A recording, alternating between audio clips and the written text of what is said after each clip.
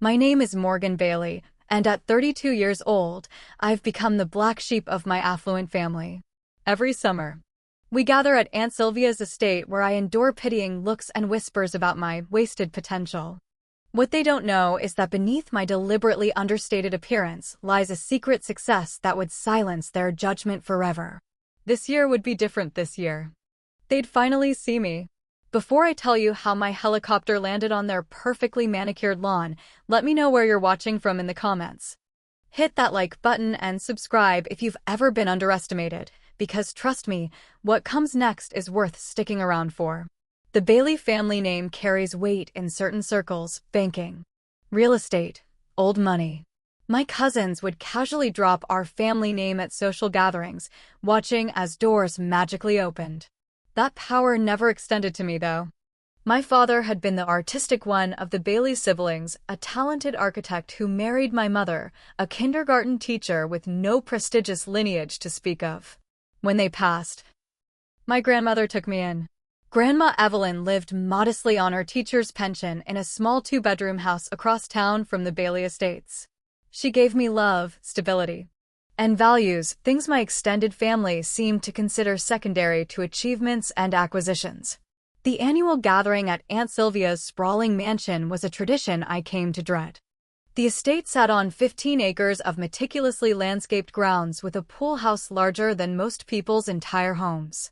From the moment we'd arrive in Grandma's aging sedan, you know your Uncle Philip could make a call if you're ready for a real career. My cousin Natalie, 2 years younger than me but already a junior partner at her father's law firm, never missed an opportunity to showcase her latest luxury purchase.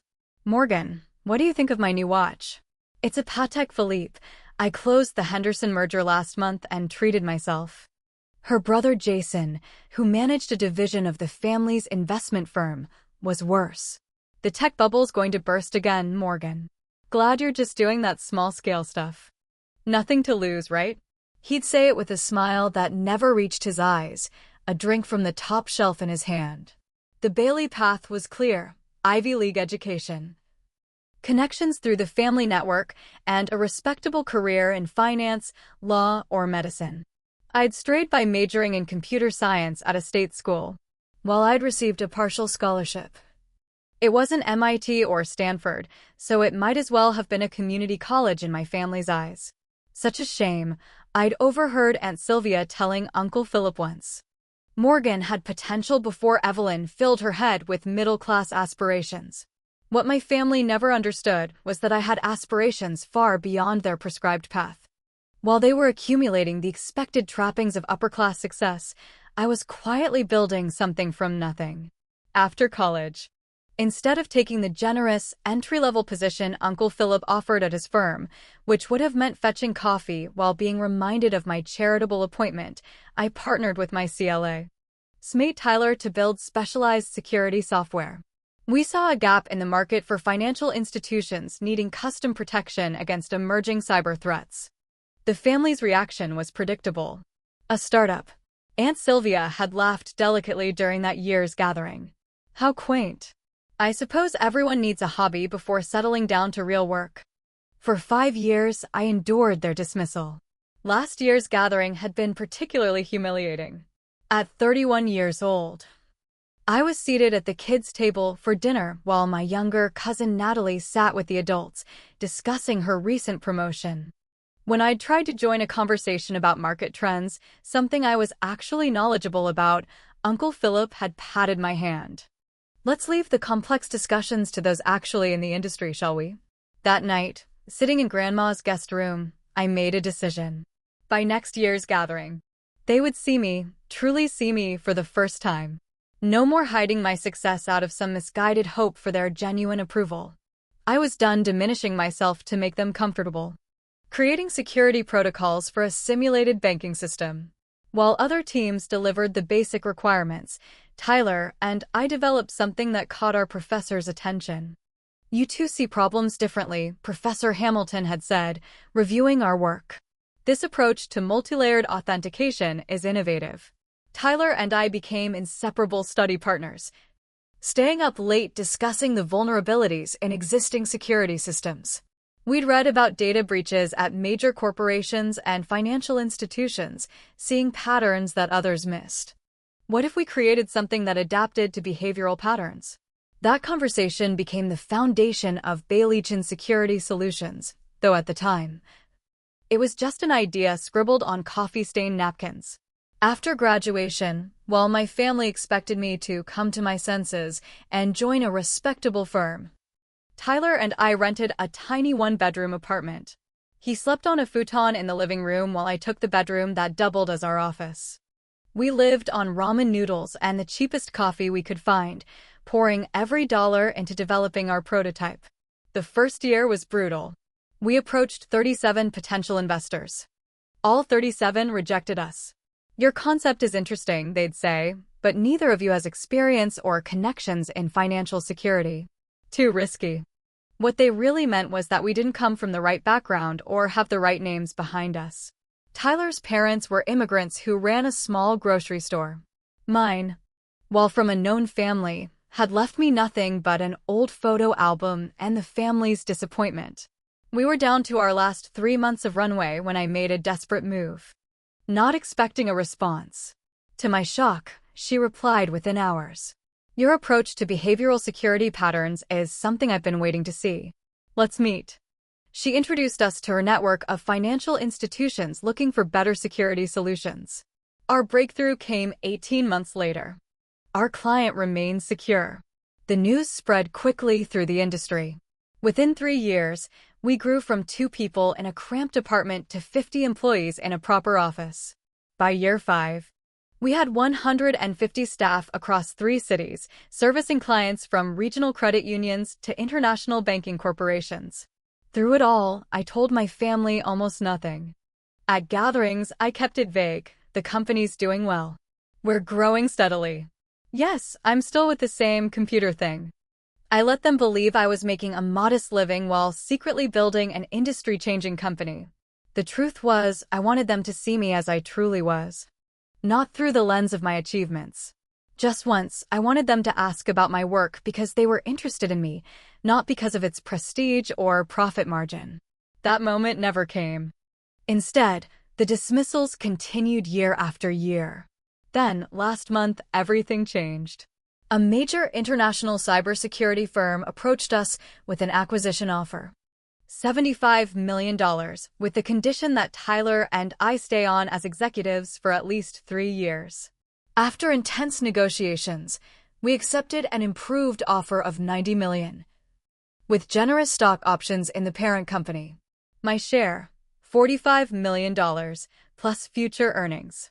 As the paperwork was being finalized, Aunt Sylvia's annual family gathering invitation arrived. Perfect timing. This year would be different. This year, there would be no arriving in Grandma's sedan. No quietly taking my place at the kids' table, no nodding along to financial advice from people who hadn't noticed that I'd surpassed their definition of success years ago. I bought a sleek designer outfit, subtle but unmistakably expensive. I arranged for Grandma to arrive separately, with a driver, telling her only that I had a special entrance planned. But after years of diminishment, I wanted my arrival to be impossible to ignore. The Bailey family had always valued grand gestures and displays of success. For once, I would play by their rules, but on my own terms. The day of the gathering arrived with perfect weather, clear blue skies, and just enough breeze to rustle the trees on Aunt Sylvia's estate. I dressed carefully in my new outfit, a cream silk blouse, tailored charcoal pants, and shoes that cost more than my entire wardrobe from last year's gathering. A subtle diamond pendant, my first post-acquisition indulgence, completed the look. Checking my reflection, I hardly recognized myself. Not because of the expensive clothes. My hands trembled slightly on the steering wheel, not from fear, but from anticipation. Years of dismissal and condescension were about to be answered. My phone buzzed repeatedly as I drove. Aunt Sylvia, the gathering starts at 2 p.m. sharp, Morgan. Do try to be punctual this year. Cousin Natalie, Mom's looking for your RSVP. Are you bringing anyone? A date, perhaps? The winky face was typical Natalie. A subtle dig suggesting my perpetual singleness was noteworthy. I silenced my phone and focused on the road. Let them wonder. At the airfield, Darren, the pilot I'd chartered, greeted me with professional courtesy. Ms. Bailey, everything is prepared for your arrival. We've plotted the course to your family's estate and received clearance for the landing zone you specified. The helicopter was everything I'd requested. Sleek, luxurious, with Bailey Chin Security Solutions logo prominently displayed. The interior featured buttersoft leather seats, polished wood accents, and a small bar stocked with premium spirits. Excessive? Uncle Philip asking if I'd given up that computer hobby yet. Cousin Jason explaining basic investment concepts to me ironically. Below us, the landscape transformed from suburban developments to the sprawling estates of the ultra-wealthy. Aunt Sylvia's property came into view, the main house, guest cottages, pool complex, and manicured gardens where white-clothed tables had been arranged for today's luncheon. I could see figures moving about, family members and staff preparing for the gathering. My phone rang again. Aunt Sylvia. This time I answered. Morgan, where are you? Everyone is arriving, and you know how important punctuality is to this family. I'm approaching now, Aunt Sylvia, I replied calmly. But I hear some sort of. The realization hit her just as Darren brought the helicopter into hover position directly over the main garden. Morgan Elizabeth Bailey. I'll see you in a moment. I ended the call as Darren began our descent onto the large circular lawn that centered the garden. Through the window, I could see family members emerging from the house, his cocktail tilted at a dangerous angle. As we touched down gently on the grass, a rush of emotion swept through me, not gloating or triumph, but liberation. For the first time. Sometimes you have to speak in a language people understand, I replied, straightening my blouse. With a deep breath, I stepped out onto the lawn. The downdraft had disrupted the perfectly arranged table settings, sending napkins fluttering across the garden. A few relatives I rarely saw were filming with their phones. Aunt Sylvia stood rigid, and hurried whispers. Morgan. Aunt Sylvia was the first to recover, her social training kicking in as she stepped forward with an artificial smile. What a dramatic arrival. We weren't aware you had taken up helicopter travel. Her emphasis on dramatic made it clear she found the display tasteless, exactly the reaction she would have had if our positions were reversed and she were making a statement to someone she considered beneath her. Recent development, I replied simply, accepting her air kisses with new confidence. Uncle Philip approached next, eyeing me with sudden calculation. That's quite a machine you've got there. Rental, I assume? For special occasions. The implication was clear. This was an extravagance I couldn't possibly afford on my own, likely an attempt to impress them beyond my means. Company transportation, I answered, watching his expression shift. More practical than it seems for certain business needs. Before he could probe further, Cousin Jason materialized at my side. Drink now steady in his hand, eyes darting between me and the helicopter where my company logo was clearly visible. Bailey Chin Security, he read aloud, before lowering his voice. His concern was as genuine as Aunt Sylvia's smile. The business is doing well enough to justify it, I said. But I'd love to hear about your division's quarterly results later. Cousin Natalie circled warily, her designer outfit suddenly looking less impressive as she took in my attire with narrowed eyes. Morgan, you look different. New stylist? It's amazing what the right clothes can do, isn't it? I smiled. Amazing indeed what happens when you value yourself appropriately. The gathering proceeded with strained politeness. Relatives I barely saw from year to year suddenly found me fascinating, peppering me with questions about that tech thing I did. I provided vague answers, watching their interest fade when no easy investment opportunity presented itself. Throughout lunch, I caught Aunt Sylvia watching me with a mixture of suspicion and reassessment. When the meal concluded, she stood and made her announcement. Family, shall we proceed to the study for our annual meeting? As always, this is for senior family members only, discussing our collective investments and holdings. The senior family members designation had always excluded me, despite being older than some cousins who were included. This year, however, Aunt Sylvia added, Morgan. Why don't you join us this year? You seem to have matured in your business acumen. The study was a temple to old wealth, leather-bound books, antique maps, and portraits of stern-faced Bailey ancestors. Uncle Philip took his usual position near the head of the long table, with Aunt Sylvia at the actual head. Cousins and other relatives arranged themselves according to an unspoken hierarchy of importance. I took an empty chair halfway down the table, deliberately not pushing for more recognition. Stock portfolios, venture capital positions. He spoke with the confident air of someone who has never questioned his right to authority. Cousin Jason followed with a breakdown of his division's performance, glossing over what sounded like a troubling decrease in returns with jargon about market fluctuations and strategic repositioning. When Natalie presented her law firm's expansion plans, she deliberately directed her comments to everyone but me. Then came the portion I'd anticipated, family members pitching investment opportunities for collective consideration. 2 cousins proposed property developments. An uncle outlined a restaurant chain expansion. Each presentation was met with thoughtful nods and specific questions. When there was a natural opening, I raised my hand. I have something that might interest the family portfolio. Aunt Sylvia's smile tightened. Morgan, dear. These discussions typically involve established ventures with proven track records. Perhaps in a few more years. Sylvia, Uncle Philip interrupted, his eyes never leaving me. Let's hear what Morgan has to say. That was quite an entrance earlier. Perhaps there's more to this computer business than we realized. I began describing our security system's core technology in accessible terms, explaining the market gap we'd identified and filled. As I spoke, I could see genuine interest dawning on some faces, while others, particularly Jason, grew increasingly uncomfortable. I was midway through explaining our growth trajectory when Aunt Sylvia interrupted. This all sounds very aspirational, Morgan. And we certainly applaud your enthusiasm. But tech startups are notoriously volatile, especially ones founded by, she paused, searching for the right words. Without proper financial guidance, these situations often end poorly. The tech world is littered with cautionary tales. Exactly, Jason jumped in, clearly relieved. 90% of startups fail within 10 years.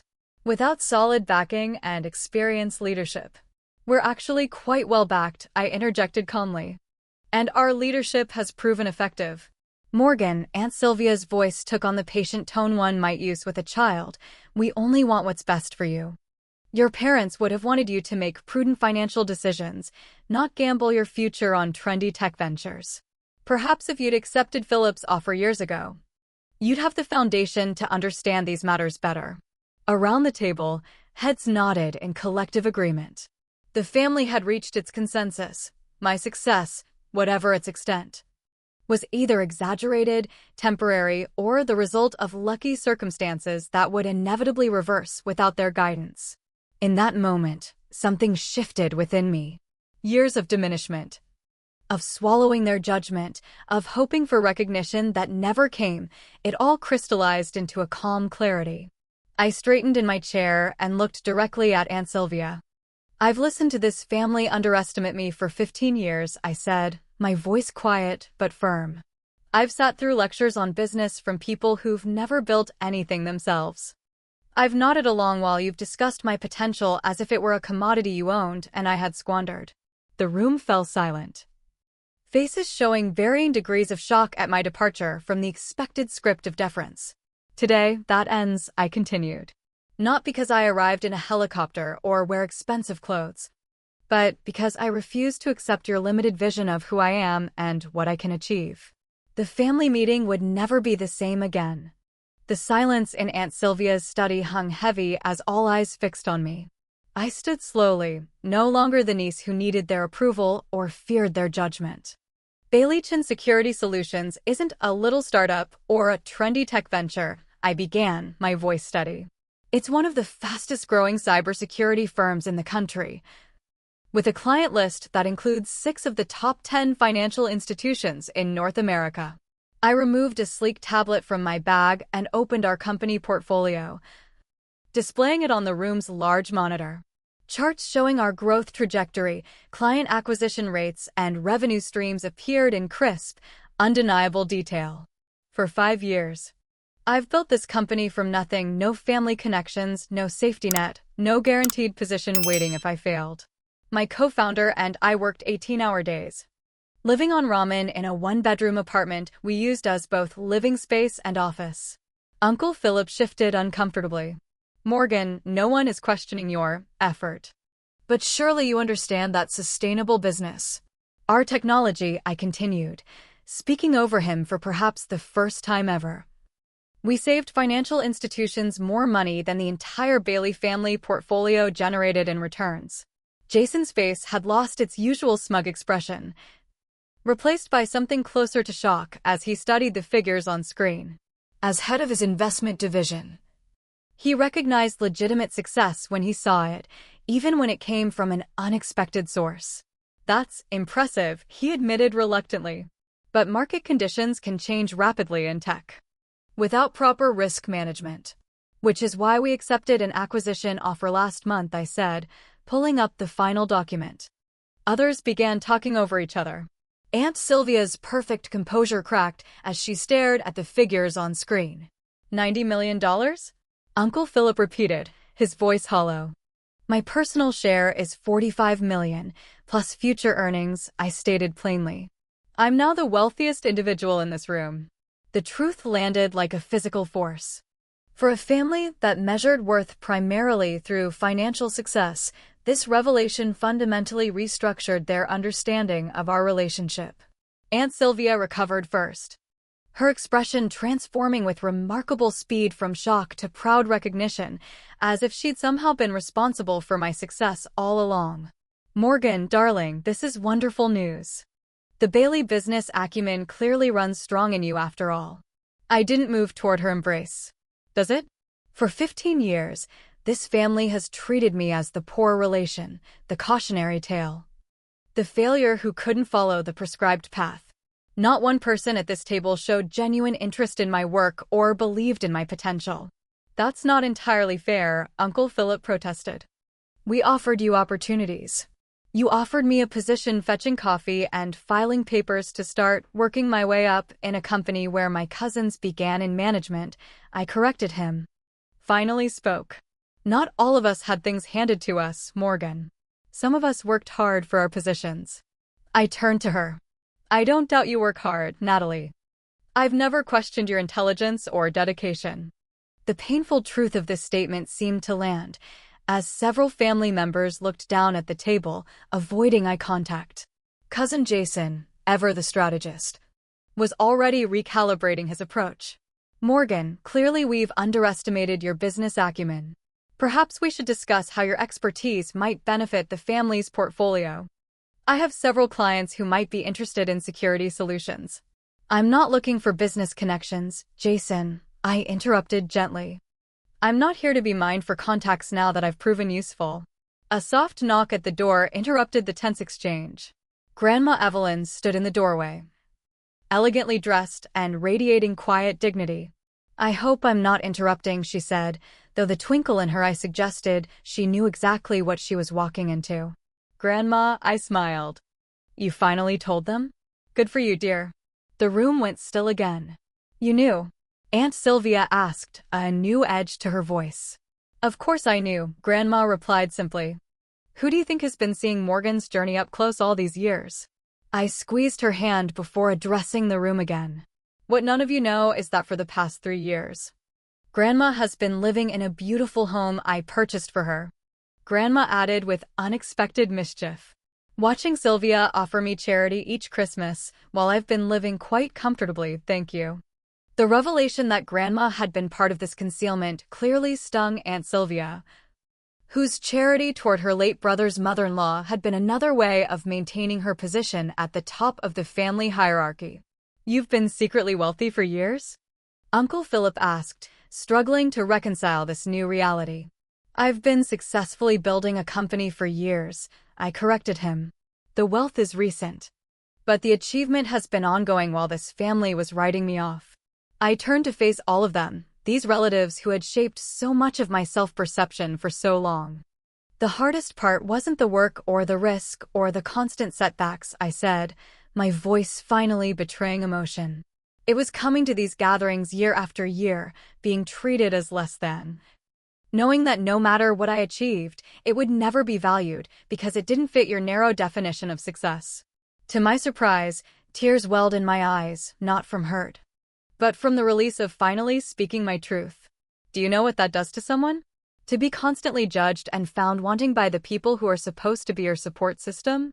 Is that I would have shared this journey with you if you'd shown even a flicker of genuine interest or belief in me. But you were so convinced of my inevitable failure that you never bothered to really see what I was building. I looked around at their faces, these people whose approval I had sought for so long, and realized that I no longer needed it. The validation I had craved had transformed into something else. But neither of those things are why I finally decided to reveal the truth. I did it because I'm done shrinking myself to make others comfortable with their assumptions about me. The Bailey family meeting would never be the same again, because I would never be the same again. The remainder of the family gathering unfolded like a carefully choreographed dance as relatives adjusted to the new reality. Where I had once been overlooked, I now found myself the center of attention, with family members strategically positioning themselves in my orbit. Uncle Philip was first, cornering me by the drink table with a tumbler of his finest scotch extended as a peace offering. Morgan, I've been thinking about our previous conversations, he began, his tone conciliatory. Perhaps I was too traditional in my assessment of your career path. Entrepreneurship requires courage I may have underestimated. I accepted the drink, but not the easy absolution. Thank you. Family businesses are evolving. Your father would be proud of your independent spirit. He lowered his voice. Speaking of business, I've been meaning to discuss a situation with my firm's Pacific division. We've hit some temporary cash flow issues. Perhaps we could discuss a short-term investment opportunity? It was a polite fiction. There was no blind trust yet, but an effective boundary. Uncle Philip's interest in my business acumen diminished visibly. Aunt Sylvia approached next, masterfully steering me toward a prominent position in the garden where other guests could observe our apparently warm interaction. Morgan, darling, I've always said you had potential, she insisted, rewriting history with breathtaking confidence. You've simply been so private about your accomplishments. We must rectify that immediately. Was that my newly revealed wealth and success made me a valuable social asset, one she intended to leverage before anyone else could claim the connection? I'll check my calendar, I said neutrally. But visible community leadership is a responsibility that comes with success. You'll learn this, of course. Even in acknowledging my achievement, she positioned herself as the mentor, who found me alone on the terrace later that afternoon. Gone was her usual polished confidence, replaced by an uncharacteristic vulnerability. Can we talk? She asked, glancing around to ensure we weren't overheard. Somewhere private? We walked to a secluded corner of the garden. Natalie fidgeted with her watch, the Patek Philippe she'd so proudly displayed at previous gatherings. I'm in trouble, Morgan, she admitted, voice barely above a whisper. The partnership at the firm, it's not what I made it out to be. Dad pulled strings to get me the title, but the older partners resent it. They've been giving me impossible cases, waiting for me to fail. She looked away, blinking rapidly. I've been living beyond my means trying to keep up appearances. The watch, the condo, the vacations. I'm drowning in debt. And Dad says I need to solve my own problems to prove I deserve the Bailey name. The irony wasn't lost on either of us. The cousin who had everything handed to her now envied my self-made path. What do you need? I asked simply. Advice, she replied, surprising me. Not money, though God knows I need that too. But advice. How did you do it? Build something real on your own terms? For the first time in our adult lives, Natalie was seeing me, not as the poor cousin to be pitted or the competition to be diminished. Not what the family expects or what looks impressive at gatherings like this. Our conversation continued longer than either of us expected, evolving from Natalie's immediate financial concerns to deeper questions about identity and purpose in a family that defines success so narrowly. As evening approached, Dinner was announced, the formal culmination of the annual gathering. In previous years, the seating arrangement had been a visual representation of the family hierarchy, with Aunt Sylvia at the head and importance diminishing with distance from her position. This year, I noticed with mild amusement. My place card had mysteriously migrated to a spot near the head of the table. We've adjusted the seating to better facilitate conversation, Aunt Sylvia explained smoothly when she caught my raised eyebrow. Throughout dinner, the conversation repeatedly turned to topics where my input was specifically sought: market trends, technology investments, even international business travel. Questions that would have previously been directed to Uncle Philip or Cousin Jason now came to me. "Morgan, what's your perspective on cryptocurrency regulation?" asked a second cousin who had never before acknowledged my existence at these gatherings. "Morgan, you must tell everyone about your company's innovative approach," Aunt Sylvia prompted during a lull in conversation. The attention was validating but somewhat hollow, not because I'd earned it through my accomplishments, but because those accomplishments now came with a price tag the family respected. As dessert was being served, I excused myself briefly and went to find Grandma Evelyn, who had been seated at her usual place far from the center of power. "Ready for our exit?" I asked quietly. Her eyes twinkled. "Is it time for phase 2 of your grand statement?" "I think we've made our point," I replied. "Besides, I promised you dinner in Paris, remember?" When we returned to the table, I made our announcement. "Grandma and I will be leaving shortly. Our flight to Paris departs in 3 hours. "Paris?" Aunt Sylvia blinked. "But the gathering traditionally continues through tomorrow with brunch. The helicopter will return us to the airport," I explained. "We have reservations at Lambresi for tomorrow evening." The legendary 3-Michelin-starred restaurant was notoriously difficult to book, a fact not lost on Aunt Sylvia, whose own attempts to secure a table during her last European trip had apparently been unsuccessful. "But the family photos are scheduled for tomorrow morning," she protested weakly. Grandma patted her hand. "You'll just have to use last year's photos of us, Sylvia dear. Morgan is taking me on the European tour I've dreamed of since I was a girl. We'll send postcards." As we prepared to leave, family members approached with parting words that revealed much about their recalibrated view of our relationship. "We should have lunch when you return," from cousins who had previously been too busy to return my calls. "I've been thinking about your security expertise," from uncles suddenly interested in my professional insights. "Next time, you must stay at our London house," from relatives eager to establish reciprocal hospitality. The helicopter awaited on the lawn, its blades catching the golden light of early evening. As Grandma and I walked toward it, Aunt Sylvia made one final attempt to reassert the old hierarchy. "Morgan," she called, hurrying after us. "About the children's hospital benefit, shall I tell them you'll make a substantial donation?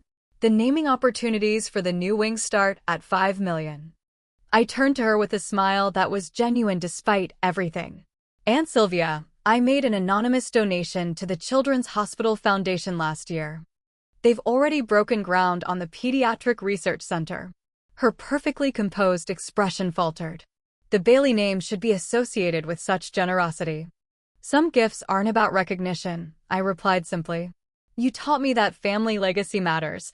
I just defined legacy differently than you expected." As the helicopter lifted off, I watched the family grow smaller below us, not just physically but metaphorically. The power they had held over my self-perception for so long had diminished. Not because I'd proven them wrong with material success, but because I'd finally stopped giving their judgment such weight in my life. "Was it worth it?" Grandma asked once we were airborne. The estate disappearing behind us. The grand entrance, the revelation, all of it? I considered her question carefully. Not for the reasons I thought it would be. I expected satisfaction from their recognition, but what I really found was freedom from needing it. She squeezed my hand, her eyes knowing. "That, my dear, is the true success story today." The helicopter soared above the patchwork landscape as Grandma Evelyn and I settled into comfortable silence.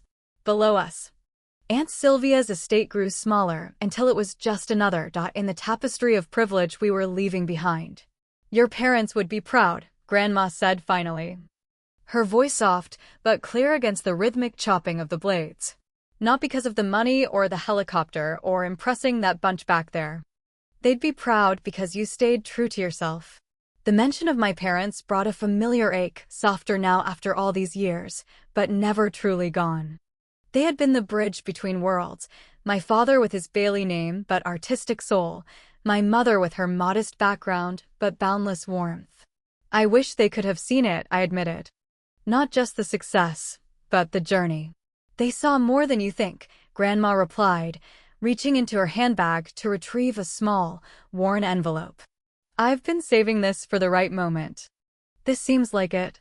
The envelope contained a letter, the paper yellowed with age, my father's distinctive handwriting filling the page. It was dated just 2 weeks before the accident that took my parents' lives. My dearest Morgan. You turned 8 yesterday. Your little face set with determination even when pieces collapsed. You simply started again, each time with a new approach. I'm writing this because I saw something in you yesterday, a spark that reminded me of myself at your age, before I allowed others to define my path. You have a gift for seeing the world differently, for finding solutions where others see only roadblocks. The Bailey family has many strengths, but also a narrowness of vision that can be stifling. Should anything ever happen to your mother and me, remember that your worth isn't measured by how well you conform to expectations, but by the unique contributions only you can make. Build your headquarters, solve your problems, and know that true success comes from being faithful to your own vision, not someone else's. With boundless love and pride. Dad. Tears blurred my vision as I carefully refold the letter. You've had this all these years? Grandma nodded. He gave it to me just in case. Your father understood the family dynamics better than anyone. He'd fought his own battles to pursue architecture instead of finance. I considered sharing it earlier. The letter was a vindication I hadn't known I needed, confirmation that my parents would have supported the path I'd chosen, even when the rest of the family did not. Thank you, I whispered, carefully returning the precious document to its envelope. As our helicopter approached the private airfield where our Paris-bound jet awaited, I found myself reflecting on the journey that had brought me to this moment. Not the literal journey from Aunt Sylvia's estate, but the years of work, doubt, determination, and finally, success on my own terms. You know, I said to Grandma as we prepared to land, I'm thinking about starting a scholarship fund. Oh, she prompted. In Mom and Dad's names. For students pursuing unconventional paths, especially first-generation college students who don't have family support or connections. Full tuition, living expenses, and mentorship.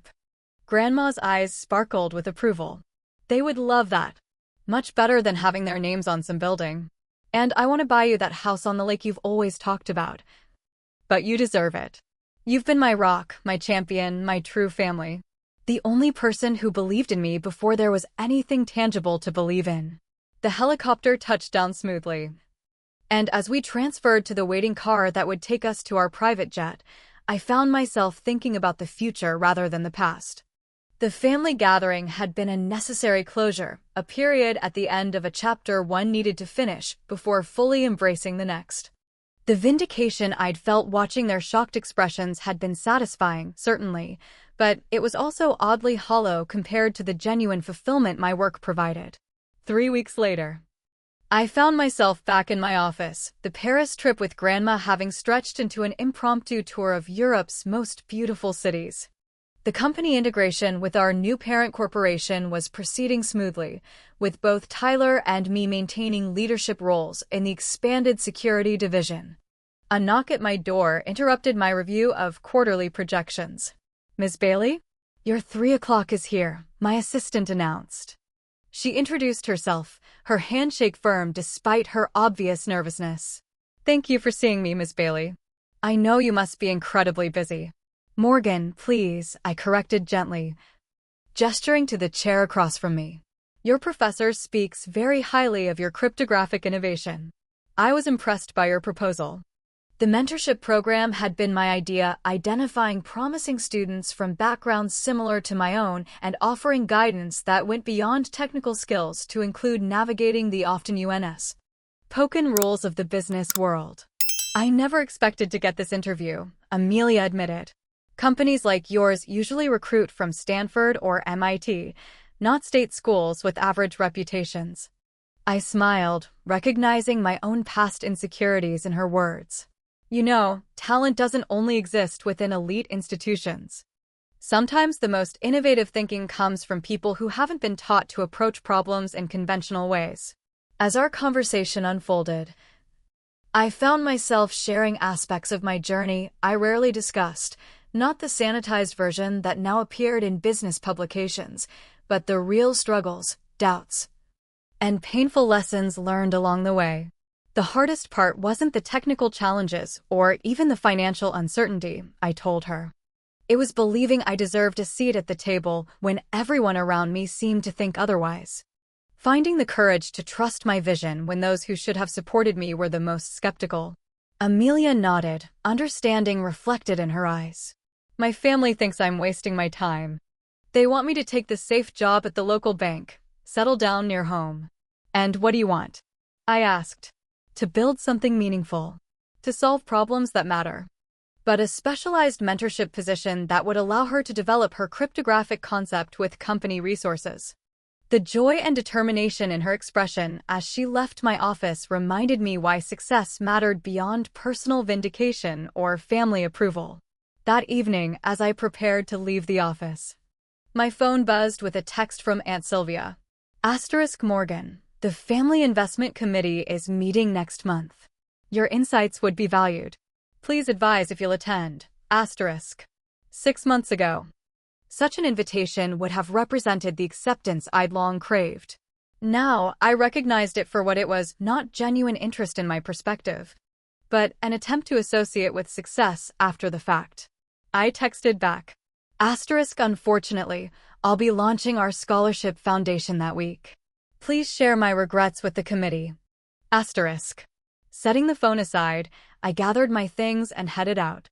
The helicopter that had made such a dramatic statement at the family gathering had since been donated to a medical evacuation service, a better use of resources than making entrances or exits.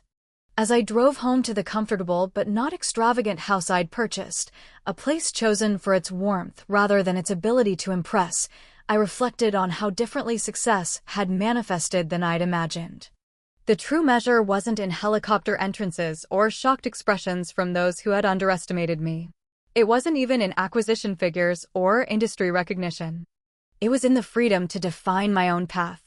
The ability to create opportunities for others who might otherwise be overlooked. The quiet confidence that came from knowing my worth wasn't determined by family name or others' approval. Most importantly, it was in breaking the cycle, refusing to perpetuate the same conditional acceptance and narrow definitions of success that had caused so much pain. My story wasn't just about proving my family wrong. It was about proving myself right, about the kind of success that matters, the kind of person I wanted to be, and the legacy I hoped to build. And that journey was just beginning. Have you ever been underestimated by family or friends? How did you respond? Did you try to prove them wrong, or did you find your own path to success regardless of their opinions? Share your story in the comments below. Sometimes the greatest motivation comes from those who didn't believe in us. If this story resonated with you, please hit that like button and subscribe for more content about overcoming obstacles and defining success on your own terms. Remember, true success isn't about helicopters or wealth, it's about staying true to yourself even when others doubt your path. Thank you for watching, and remember, your worth isn't determined by others' limited vision of you. Build your own headquarters and solve your own problems. The world needs your unique perspective.